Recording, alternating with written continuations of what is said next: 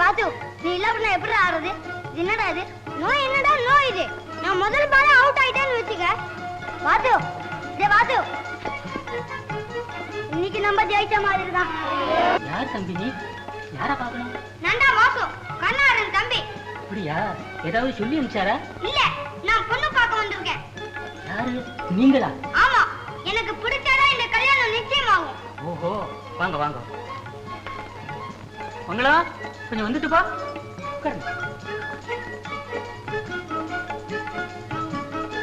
மாப்பிளைக்கு தம்பி பெண் பார்க்க வந்திருக்காரு. சோசனாவை சீக்கிரம் அனுப்பு. நீங்க என்ன படிக்கிறீங்க? ஆமா, படிக்கிறேன்.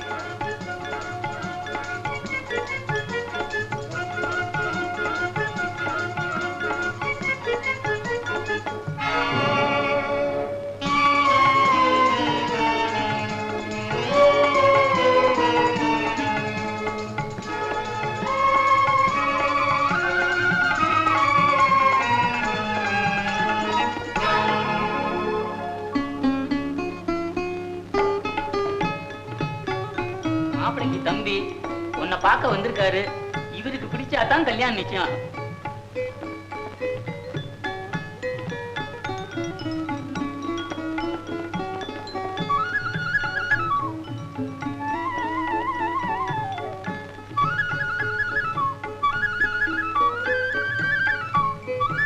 நீங்க ஏதாவது கேட்கணுமா? ஆமா. இல்ல இல்ல.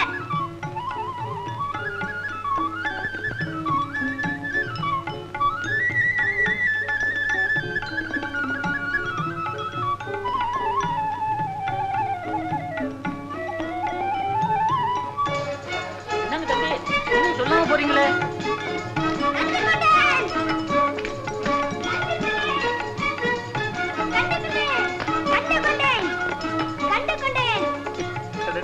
என்னடா கண்டுகொண்டேன்? அவசரம் வேண்டாம் அண்ணா, அமைதியா இருந்து காலம். நீ சாப்பாடு A1, சாம்பார், வடை, லட்டு, அப்பளம் எல்லாம் எக்ஸலன்ட். அதுக்குள்ள அவசரப்படாதடா, இப்பதான் பாயசம் வரப்போகுது.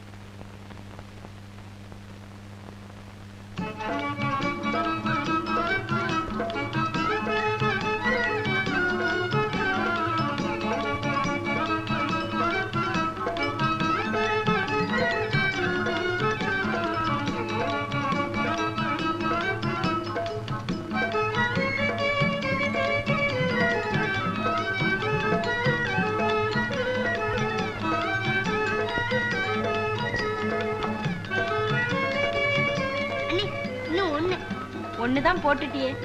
அது அண்ணா பங்கு, இது எம் பங்கு. வாசு, நான் வந்துட்டேனா? அதுக்குள்ள எங்கடா போன? உனக்கு இருக்கமே இல்லைன்னா நம்ம சாப்பிடும் போது மட்டும் அண்ணி கூட இருந்தா, அண்ணி சாப்பிடும் போது துணை இருக்க வேண்டாமா? சரி வா போலாம். கண்ண மகரிஷியின் ஆசிரமத்தை அடுத்த ஒரு தடாக கரையில் அமர்ந்து துஷ்யந்தன் ஓவியம் தீட்டிக் கொண்டிருந்தான். அவன் கண்ணும் கையும் ஓவியத்தில் இருந்தன. ஆனால் மனமெல்லாம் சௌந்தர்யின் நினைவிலேயே லயித்திருந்தது. இன்னும் அவள் வரவில்லையே என்று அவன் மனம் தவியாய் தவித்தது. வெகு நேரத்திற்கு பிறகு சகுந்தலை ஒயிலாக நடந்து வந்தாள். சகுந்தலையை கண்ட துஷ்யந்தன் மனம் மலர்ந்தது.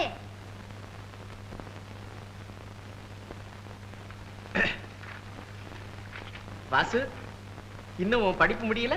இல்லனா, இன்னைக்கு ரொம்ப படிக்க வேண்டியிருக்கு.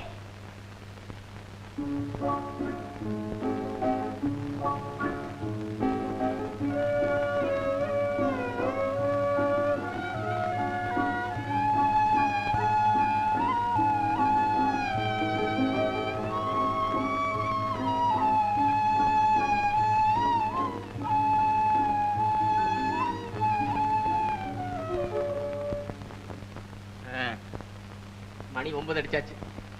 வாசி வா, சீக்கிரம் மடியில படுத்து ஸ்தோத்திரம் சொல்லிட்டு தூங்கு. வா. என்னன்னா இது ஆச்சரியமா இருக்கு. தினமும் மடியில படுறேன்னு அது கட்ட பழக்கம் அப்படி இப்படின்னு சொல்லி தட்டி கேட்ப. இன்னைக்கு நீயே கூப்பிடுறிய.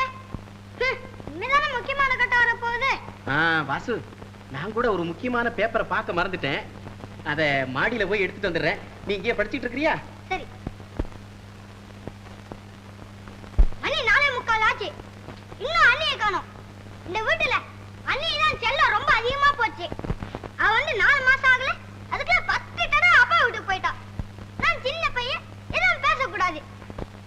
வாசுவ அவன் அண்ணி எவ்வளவு பிரியமா வளர்க்குறான் அப்படின்னு ஊர்ல எல்லாரும் பேசிக்கிறாங்க. 5 மணிக்கு தானே வந்து இது அப்பா வீட்டுக்கு போயிட்டு வந்துடுறேன். நல்ல அப்பா வீடு. எப்ப வர போறா, எப்ப விருந்து தயார் பண்ண போறா?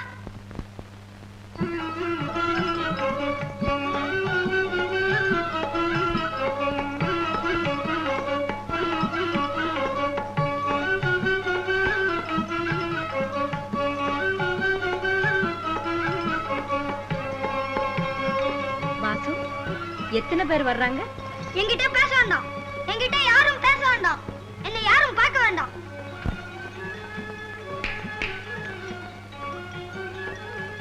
வாசு, வாசு, அப்பா வீட்டுல பலகாரம் பண்ணிட்டு இருந்தேன், அதனால நேரம் ஆயி போச்சு. இருந்தாலும் சமயத்துக்கு வந்துட்டேன் பாரு. அதெல்லாம் என்கிட்ட சொல்லாத. நான் ரொம்ப கோவமா இருக்கேன். சரி, உனக்கு மட்டும்தான் கோவம் வருமா? மத்தவங்களுக்கு வராதா? நானும் இனிமே யாருகிட்டயும் பேச போறதில்ல. அண்ணி, அண்ணி, அண்ணி, அண்ணி, அண்ணி, அண்ணி, கோச்சுக்காத அண்ணி. என்ன சொன்னாலும் சரி, நான் இன்னும் கோவமா தான் இருப்பேன். வேண்டாம் அண்ணி. இங்க கொஞ்சம் சிரி. சரி அண்ணி. அடே அப்பா, கோபத்தை பாரு கோபத்தை. இந்த பாத்திரத்துக்குள்ள என்ன இருக்கு தெரியுமா? எல்லாம் பலகாரம். அப்பா வீட்டிலே பண்ணிட்டு வந்துட்டேன். அப்படியா? அப்போ காபி இதோ 5 நிமிஷத்துல ரெடி.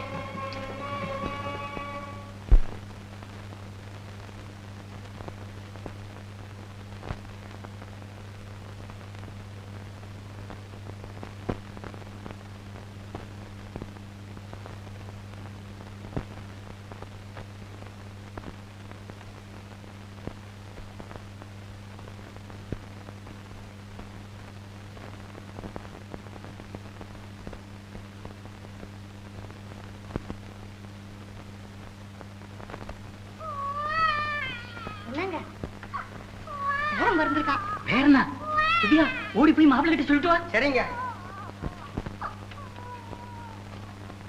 பயம் ஒண்ணும் இல்ல, எதுக்கும் டாக்டருக்கு சொல்லி அனுப்பிச்சிருங்க. சுலோச்சன அம்மாவுக்கு ஆண் குழந்தை பிறந்திருக்குதுங்க. இப்பதான் பிரசவாச்சுங்க. அப்படியா? ஆமாங்க. தாயும் குழந்தையும் சௌக்கியமா இருக்காங்களா? சௌக்கியமா இருக்காங்க. அப்ப நான் வரட்டுங்களா? இரு, வரணுங்க. போயிட்டு வா. வாண்ணா, நாங்களும் போய் குழந்தைய பார்த்துட்டு வரலாம். பொறுவாசு, இப்பவே நான் அவசரப்பட்டு வர்றது நல்லா இருக்காது. அப்ப நான் போயிட்டு வரட்டுமா? போயிட்டு வா. அப்ப சரி, நல்லா கூட. எதுக்கு? அதெல்லாம் எதிர்த்து பேசாத, சீக்கிரம் கூட.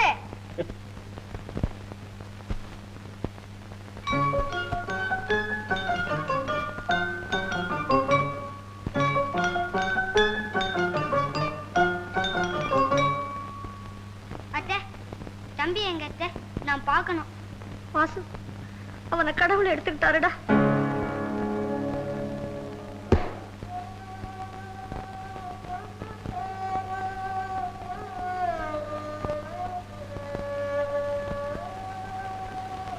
அண்ணி, எல்லாரையும் போல எனக்கும் ஒரு அம்மா கிடைக்க மாட்டாளான்னு தேடி தேடி அலைஞ்சேன். அப்போ கடவுள் உன்னை எனக்கு அண்ணியாக கொடுக்க.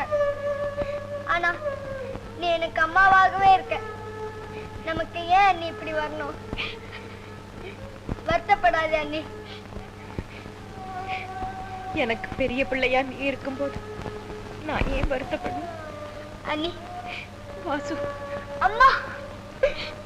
பற்றி நீங்கள் எழுதிய வியாசங்களில் வாசுதேவனின் வியாசம்தான் மிகவும் சிறந்தது என்று தீர்மானித்திருக்கிறேன். முக்கியமாக அதன் ஆரம்பத்தில் சில வாக்கியங்கள் எனக்கு ரொம்பவும் பிடித்திருக்கின்றது. அதை இப்பொழுது படித்து காட்டுகிறேன்.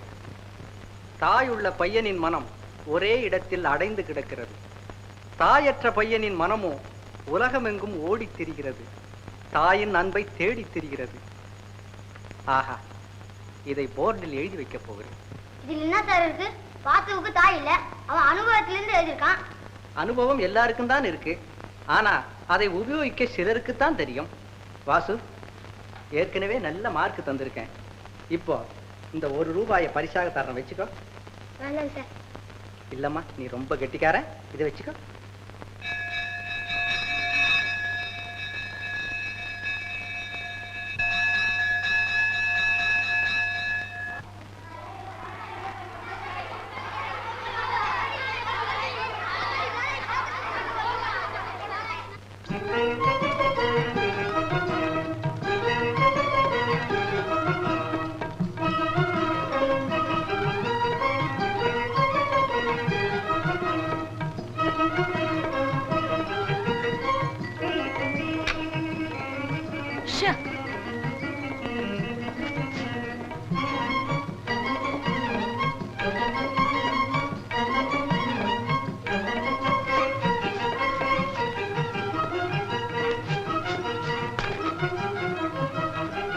என்ன வாசு, வளையல்ல பட்டிருந்தா வளையல்காரன் வர காணோமேன்னு நானே 1 வாரமா காத்துக்கிட்டு இருக்கேன். அப்படியா? வாசு, எங்க ஓடுற? இதே நீ, நான் வந்துட்டேன்.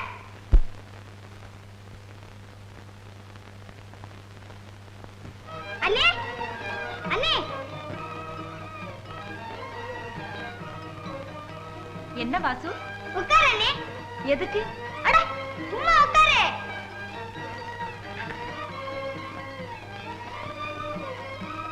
இது என்ன வாசு? வளையல்கள். எங்க கிளாஸ் வாத்தியார் 1 ரூபாய் பிரைஸ் கொடுத்தார், அதுல தான் இதெல்லாம் வாங்கினேன்.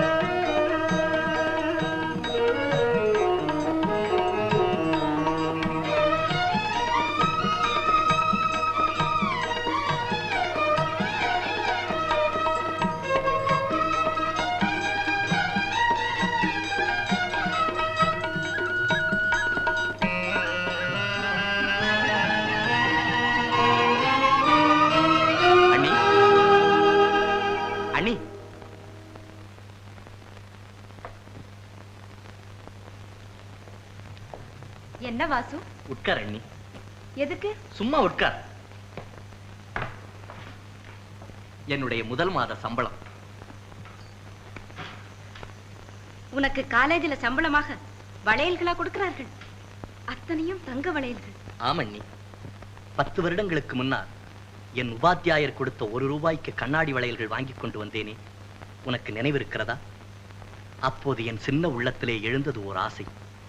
என்னை பெறாமலே நான் செய்யும் குறும்புகளை எல்லாம் சகித்துக் கொண்டு தன் அன்பு கரங்களால் என்னை வளர்த்து ஆளாக்கி வரும் என் தெய்வத்தாயின் கைகளுக்கு என்னுடைய முதல் மாத சம்பளத்தில் தங்க வளையல்கள் வாங்கி கொண்டு வர வேண்டும் என்ற அந்த ஆசை இன்றுதான் நிறைவேறியது. என்ன ப்ரொஃபசர், காலேஜில் செய்ய வேண்டிய லெக்சரை வீட்டில் கூட ஆரம்பிச்சிட்டியா? உன்னை வளர்த்தது அவதானா? அப்போ நான் என்னன்னா இது? அந்த அண்ணியை எனக்கு கொண்டு வந்ததே நீங்க தானே. பார்த்தாயா, இன்னும் நான் வளர்த்ததாக நீ ஒப்புக்கொள்ள மாட்டாய், அப்படித்தானே? நீ கூவா கூவான்னு அழுதுகிட்டு என் தோள் மேல கிடந்தது உனக்கு எப்படி இப்ப ஞாபகம் இருக்கும்? உன் குறும்புகளையும் பிடிவாதங்களையும் பார்த்து பார்த்து சில சமயங்கள்ல உன்னை செம்மையா உதைக்கணும்னு எனக்கு தோணும். ஆனா இது வரைக்கும் உன்னை ஒரு தட்டு கூட தட்டினதில்லை. ஏன் இப்போ ஒண்ணு கெட்டு போகலையே? என் கண்ணத்துல படார் படார்னு 2 அறை கொடுங்க. நன்றியை தெரிவிக்கிறதுக்கு அடையாளமாக சம்பளத்தை மாத்தி வளையலா கொண்டு வர்றதை விட நம்முடைய நாட்டுல பரம்பரையாக ஏற்பட்ட பண்பான வழக்கம் இருக்கு, தெரியுமா? அண்ணா, நீங்களும் அண்ணி பக்கத்துல வந்து நில்லுங்க, அப்பதான் என்னோட நன்றியை தெரிவிக்க முடியும். போடா அதிக பிரசங்கி. அண்ணி,